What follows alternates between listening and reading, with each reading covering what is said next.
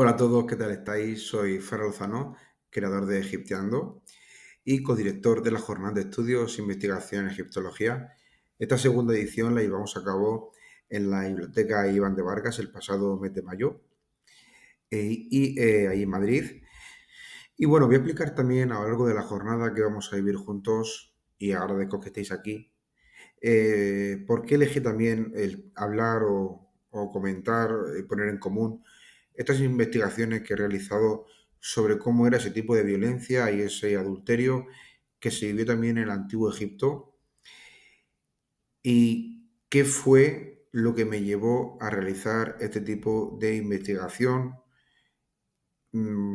sobre en qué me basé? Sabéis que en la primera edición, en nuestro libro, hablé sobre la familia, el amor, de un tema más bonito, por así decirlo, un tema más tradicional, sobre cómo era esa vida familiar, esa vida amorosa entre el hombre y la mujer, y cómo era también recibida en la llegada de un hijo, y sobre el parto y la adopción, estuvimos hablando, y a raíz de esa investigación, de la primera jornada, surgió el tema de la segunda.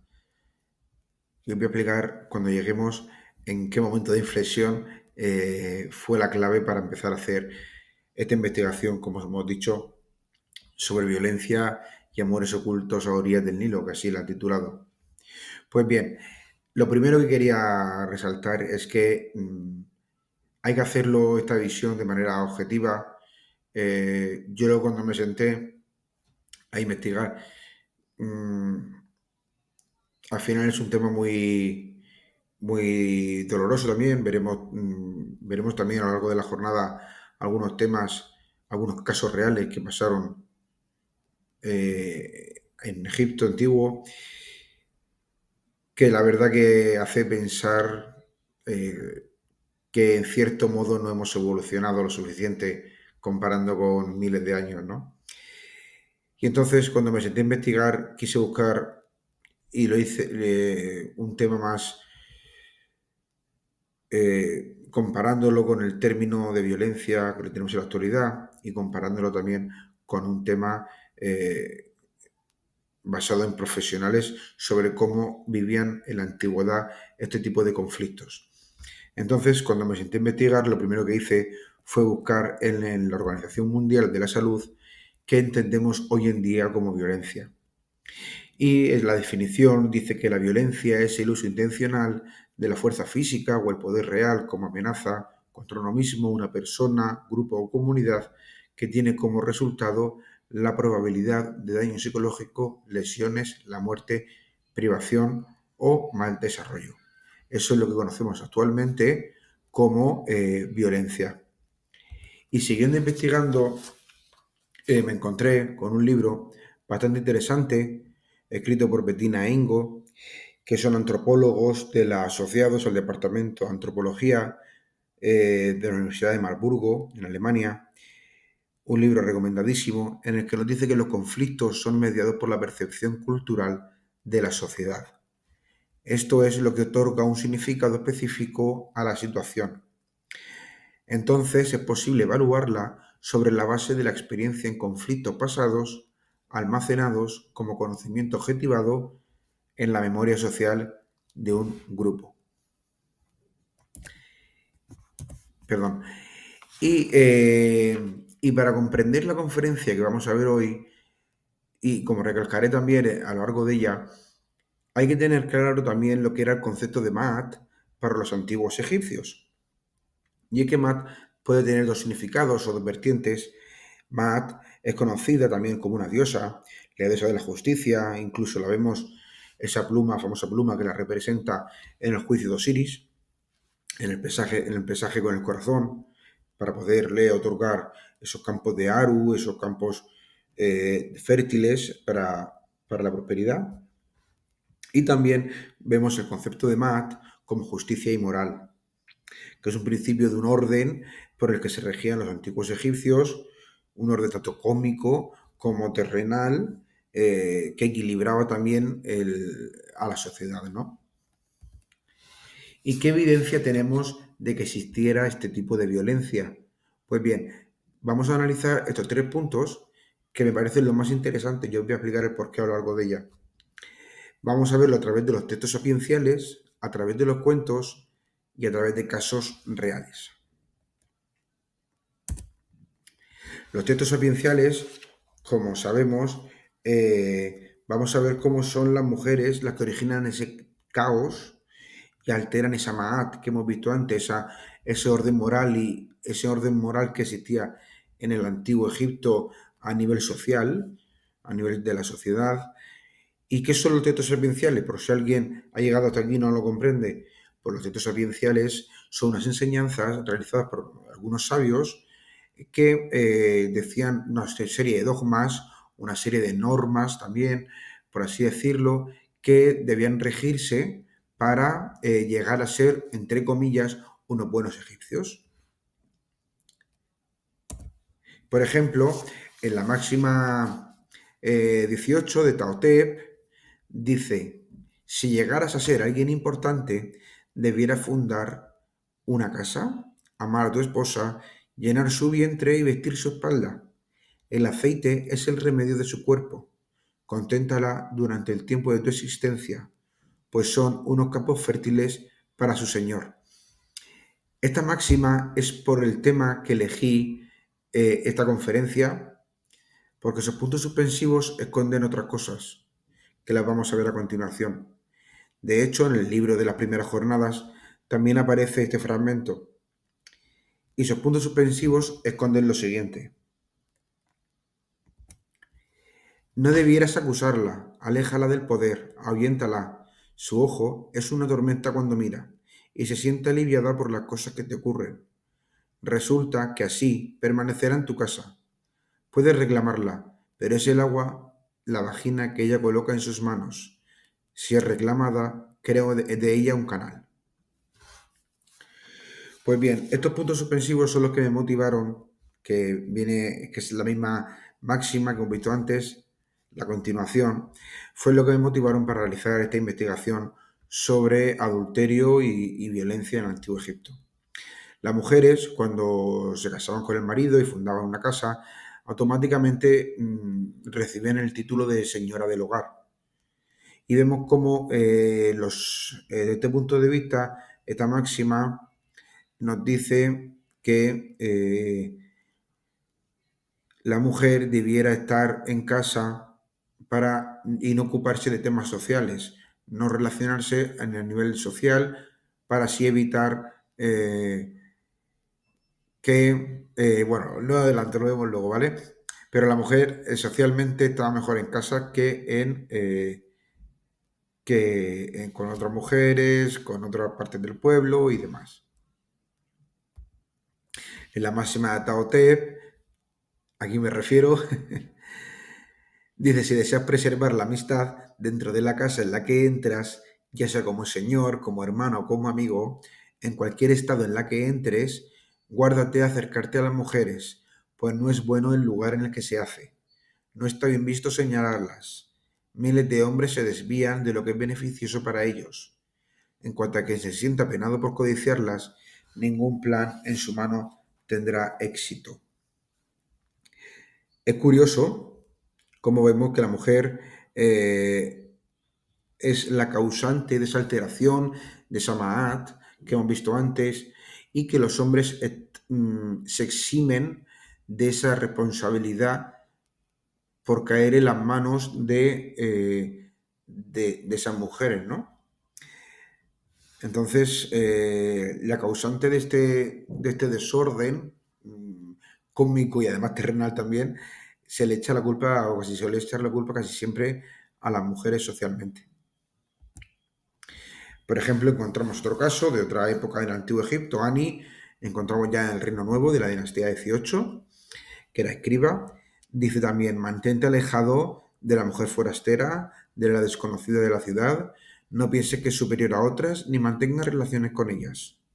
Se asemeja a un agua muy profunda, con remolinos difíciles de predecir.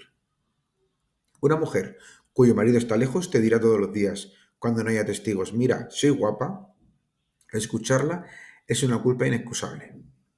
Aparte, estamos viendo ya cómo la mujer forma parte ya de seductora y además mantente alejado de la mujer forastera nos hace referencia a que estaba bien visto en la sociedad egipcia que las mujeres se casasen, fundasen un hogar con gente de su primo pueblo, ciudad de Nomo.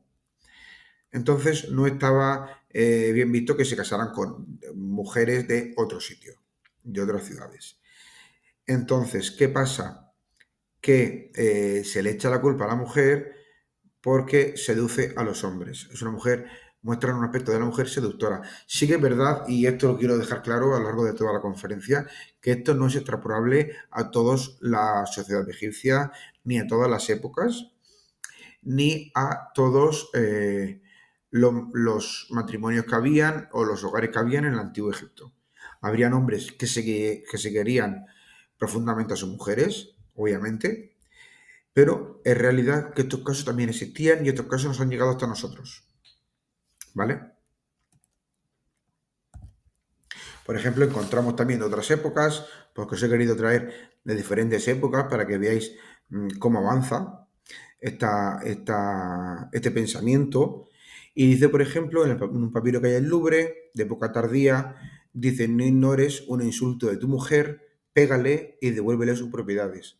Ya vemos también cómo surge también la violencia física hacia la mujer. Y que si seguramente estaba en la máxima, en cierto modo, aunque luego lo veremos los castigos que pasaba cuando una mujer denunciaba a su marido que estaba realizando este tipo de maltrato, ¿no?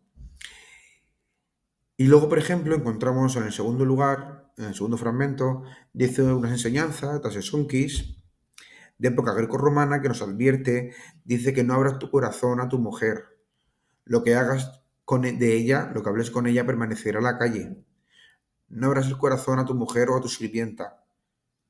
Ábrelo a tu madre, que es una mujer discreta. O sea, para que veáis que compara a una mujer, a una esposa, con una sirvienta. Para que veáis también el rango que tenía también la mujer, la esposa.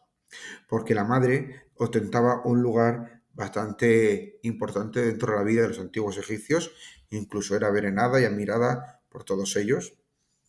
Pero la madre podríamos decir, perdón, la esposa, podríamos decir que era utilizada, entre comillas, como un vínculo para perpetuar ese linaje familiar, ¿vale? Como ese vínculo, ese vehículo para que trajese una descendencia a la propia familia. Y con respecto a la literatura, ¿por qué he creído importante la literatura? La literatura es importante porque nos enseña, incluso hoy en día, detrás de cada cuento hay una moraleja, hay un aprendizaje en el que es importante rescatarlo para ver qué enseñaba los cuentos en el antiguo Egipto sobre las mujeres. Son cuentos populares que se transmitían de padres a hijos y también esos cuentos, esas enseñanzas que os nombraba, hace ver qué visión tenían del antiguo Egipto sobre las mujeres. Y vamos a ver dos tipos de cuentos, el cuento de los dos hermanos y el cuento del príncipe predestinado, a ver qué nos enseñan y qué moralejas podemos sacar hoy en día de las mujeres y sacaban ellos también con respecto a las mismas. Por ejemplo, en el príncipe predestinado, quien no lo conozca, voy a hacer un pequeñito resumen. Es un relato egipcio que cuenta la historia de un príncipe que ha nacido tras las súplicas de su padre a los dioses, que al nacer las 7 játores predicen que el príncipe morirá por un cocodrilo, una serpiente o un perro. Y afligido, el rey lo encierra en una casa de piedra, en un castillo, pero un día el príncipe ve a un perro y desea uno. Para calmarlo su padre le regala un perrito pequeño. Al crecer, el príncipe pide libertad para enfrentarse a su destino y viaja al norte, donde conquista la mano de una hija de un príncipe de Najarina, al superar determinado desafío. Estos se casan, pero el joven príncipe revela a la esposa los 3 destinos que la amenazan. Una noche, una serpiente quiso morder al joven príncipe, pero su mujer, que siempre estaba atento, lo vigilaba cuando dormía, lo emborrachó y la mató, liberando así de su destino. Ella sugiere a su marido matar al perro, ya que era parte de su destino, pero él se niega, pues lo ha criado al perro desde bebé y a pesar de estas precauciones, un día su esposa, que su esposa le dijo, el príncipe sigue a su perro al río, donde un cocodrilo lo captura y revela que es parte de su destino. Vemos como también ese símbolo de destino predestinado que tienen también en Antiguo Egipto, pero lo importante que estamos hablando en esta conferencia es uno de los motivos por los que el príncipe decide huir, o también lo utiliza como excusa, por así decirlo, es que dice que soy hijo de un oficial de caballería de la tierra de Egipto, mi madre murió, su madre murió joven, y su padre tomó otra mujer, una esposa que me odia y que me hace rival, y se volvió contra él. Y por ello emprendí mi huida hacia ella. ¿Qué pasa? Vemos también esa diferencia también sobre la madre, que tristemente murió, como la madrastra. Cómo era que una mujer viniese a la casa de cuando una familia estaba ya asentada, ¿no? Entonces, claro, eso, bueno, también lo utilizo de excusa, pero nos sirve para ver cómo era vista el término madrastra en el Antiguo Egipto. Y encontramos también el cuento de los dos hermanos, en el que es bastante interesante este cuento, ya que la mujer es la principal causante de este desorden familiar que vive estos dos hermanos. Y os lo voy a hacer un pequeñito resumen. Pues resulta que Bata y Anpu eran hermanos que vivían y trabajaban juntos y un día la esposa de Anpu intentó seducir a Bata, pero al ser rechazada lo acusó falsamente de haberla agredido. Anpu, furioso, intentó matarlo, pero Bata huyó y fue protegido por el dios Ra, quien creó un lago de cocodrilos para separarlos.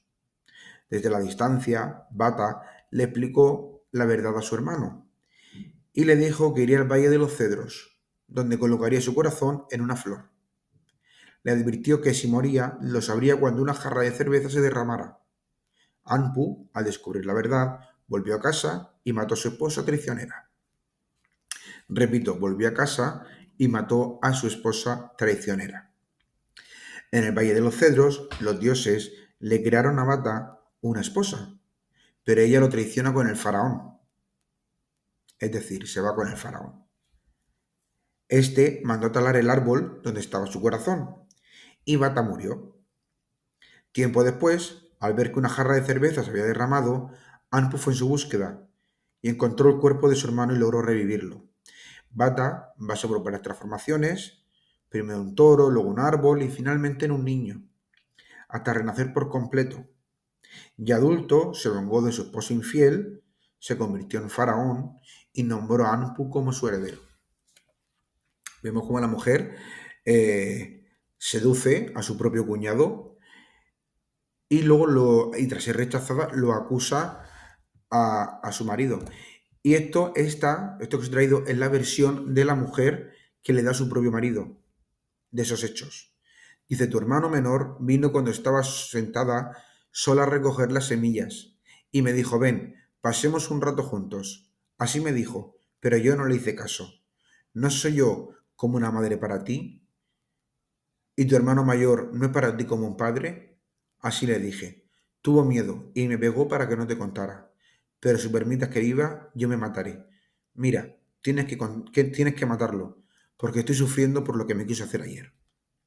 Esta es la versión que le da la propia esposa a su marido tras lo ocurrido ayer, tras lo ocurrido en ese encuentro con su cuñado. Tras ser rechazada, intenta que su marido mata a su hermano para vengarse. Vemos en qué posición deja a la propia esposa como mentirosa, seductora, como hemos visto también antes, y una infinidad de adjetivos que se le podría atribuir a esta mujer. Y este cuento es importante por la moraleja, como hemos dicho, que transfiere a la sociedad, ¿no? A los propios niños que van creciendo con estos pensamientos ya en un futuro sobre cómo eran las mujeres en el Antiguo Egipto. A continuación, vamos a ver algunos de los casos reales que pasaron a las orillas del Nilo, que me parecen interesantes rescatarlos para ver qué pasaba también cuando una persona cometía este tipo de maltrato, este tipo de adulterio, etc. Por ejemplo, encontramos un caso en época de Ramsés III, alrededor del año 23 de su reinado, en el que un padre obliga a realizar un juramento a la futura pareja de su hija con el fin de que no abuse de ella ni sufra ningún tipo de maltrato, ni físico, ni verbal, ni nada por el respecto. Y el texto, que ha llegado en buenas condiciones hasta nuestros días, dice que haced que la hija de Tenesmontu haga un juramento ante el Señor vida y prosperidad, diciendo que no juraría a su hija. Jura ante el Señor vida, salud y prosperidad, que Él jura, como Amón perdura, como el soberano perdura, si yo incumplo mi palabra e injuria a la hija de Tenermontu en el futuro, recibiré 100 golpes y seré privado de todas las propiedades que yo adquiera con ella. Vemos también esa preocupación paterna con la finalidad de que su hija no sufra ningún tipo de maltrato y ningún tipo de violencia hacia ella. Otro de los casos que encontramos en Dir el Medina ha llegado un poco en mal estado, pero nos podemos hacer una idea de lo que pasó. Dice que en el año 20, en el tercer mes de verano, un trabajador que se llamaba Menenope compareció ante el tribunal porque su mujer lo había denunciado porque le pegó. Dice, entonces me pegó. Entonces, ¿qué pasó? Que estas historias, ante las denuncias suelen ser al jefe del poblado, a los máximos mandatarios dentro del poblado, se solventaban haciendo un juramento normalmente y ya está. Tampoco iba la sangre al río, por así decirlo, salvo que fuese algún caso muy extremo. Pero se solían solventar con algún tipo de juramento, como que igual que Amón vive, igual que Amón perdura, no volveré a injuriar ni a pegar más a mi mujer, por así decirlo, ¿no? Sería algo así. Otro ejemplo lo encontramos en el poblado de Dir el Medina, durante el reinado de Sipta. En ellas hay un listado de todas las ausencias de los trabajadores y me sorprendió una de ellas que dice que la hija de Tenermontu ha estado ausente porque se ha peleado con su esposa. No fue nada grave la pena, probablemente también sea, como hemos visto anteriormente, una disculpa pública, porque días después volvemos a tener registros de este trabajador. Entonces, quizás fuese una disculpa pública y no habría más problema a nivel social.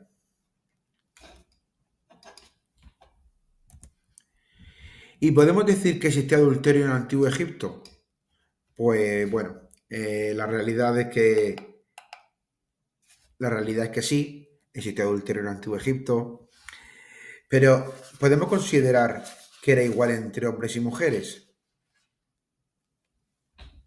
Tristemente no. Yo voy a explicar el porqué y en verdad tiene su sentido, si lo piensas con el pensamiento de una cultura antigua. Lo que pasaba es que las mujeres, como hemos dicho antes, era un vehículo para perpetuar ese linaje que estábamos hablando anteriormente.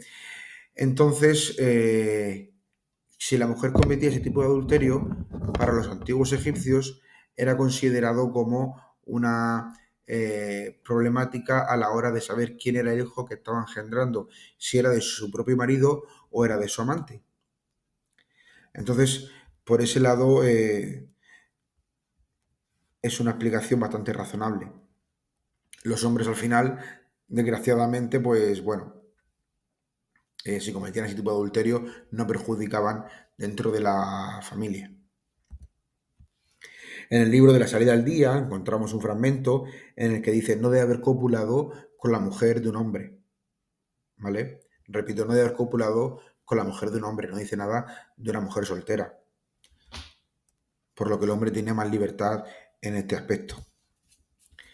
Otro ejemplo lo encontramos en las enseñanzas de Sesonquis, de época grecorromana, en el que dice que no hagas el amor con una mujer casada, que quien hace el amor con una mujer casada es matado en su umbral. Quien tiene relaciones con una mujer que tiene marido sobre su cama, su mujer será violada en el suelo.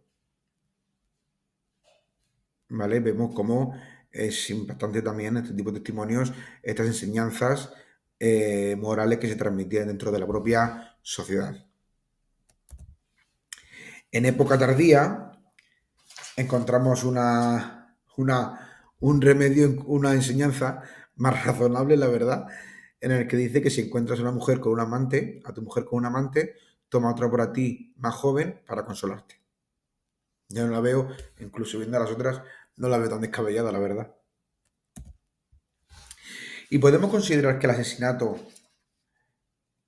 o se fundaba el miedo en la sociedad egipcia para evitarlo. Pues mi respuesta es que creo que en esas enseñanzas se transmitían el asesinato como que esto acabaría con ese fin para evitar así o que incluso se lo pensaran dos veces a la hora de hacer estos actos. Por lo que en mi opinión creo que era básicamente también para infundar el miedo, porque luego vemos ese tipo de juramentos que hacían y evitaban así la pena de muerte. Solo surgía a raíz de los cuentos o de textos sapienciales, pero en casos reales hechos hay pocos. Y ahora vamos a ver por último, para terminar la conferencia de hoy, dos casos de personas que vivieron en el Antiguo Egipto, personas que habitaron las orillas del Nilo, dos casos reales, y me parece bastante interesante y lo que os he querido traer para conocer dos casos y cómo tuvieron ese desenlace, ¿no? Por ejemplo, el caso de Penanquet, este testimonio lo recogemos en un manuscrito judicial de Elefantina de la dinastía 20, que incluso fue sacerdote Wa, y vivió para fecharlo durante el reinado de Ramsés V y Ramsés VI. Y este hombre tiene múltiples acusaciones y bastante graves, la verdad, que cabe destacar, que incluso sabemos cuáles fueron. Tuvo relaciones con mujeres casadas, obligó a una mujer a abortar, cosa impensable también en el Antiguo Egipto.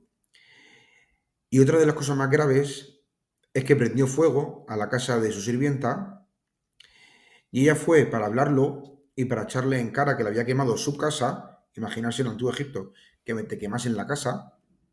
Y no solo eso, cuando fueron, cegó a ella y a su hija.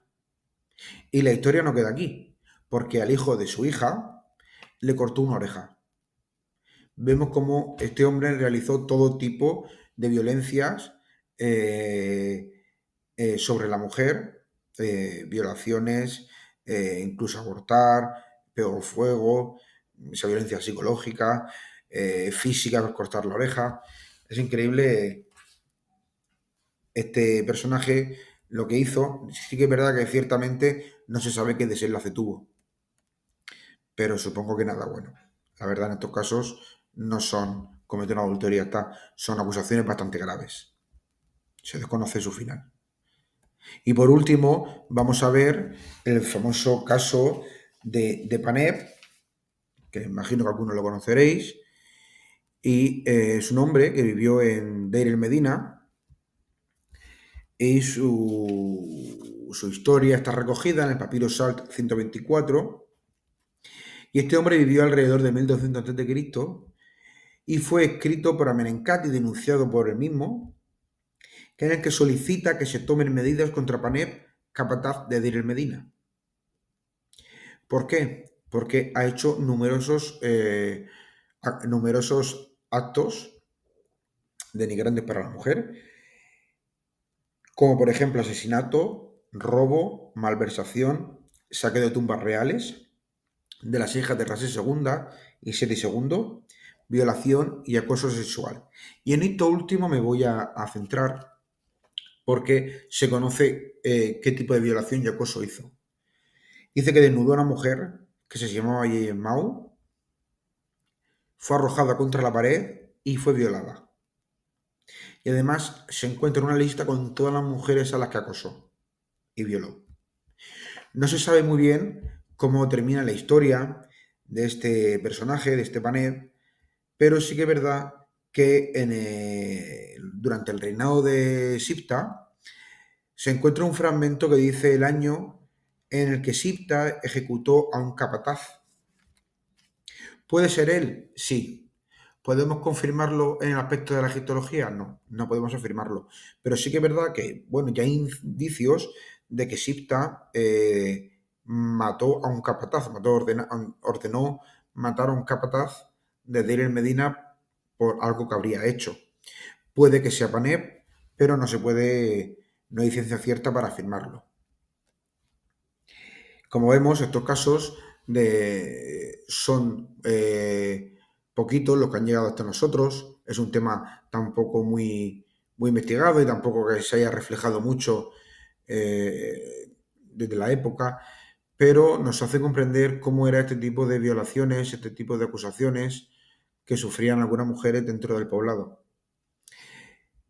A lo largo de la conferencia que hemos visto hoy, hemos visto casos de violación, casos de maltrato, en el que las mujeres tuvieron que sufrir también dentro del propio poblado de Deir el Medina, y ya no solo de ahí, sino de gran parte de Egipto. Sí que es verdad que la mayor información que tenemos es del poblado de Deir el Medina, obviamente, pero no solo fueron ellas las que sufrieron este tipo de maltrato, era una cosa que al final hemos visto que a lo largo de la historia no hemos evolucionado tristemente y tenemos ciertas similitudes en comparación en la actualidad con el antiguo Egipto. Lo hemos visto también incluso en las definiciones primarias que os he mostrado. Y cualquier duda que tengáis, cualquier duda que queréis comentar, os he dejado ahí mi correo, egipteando@gmail.com, por si queréis comentar algo o si queréis ampliar la información, para que me lo digáis por allí. Y quería daros las gracias porque si habéis llegado hasta aquí, la verdad me alegra mucho. Y también quiero que me dejéis vuestra opinión también en comentarios sobre qué os ha parecido esta conferencia y qué, si queréis que ha evolucionado un poquito la sociedad o qué pensamiento tenéis de diferencias entre el antiguo Egipto e incluso hoy en día sobre estos términos. Y nada más, quería daros las gracias por llegar hasta aquí y nos vamos hablando y vamos charlando y nos vemos pronto y gracias por todo.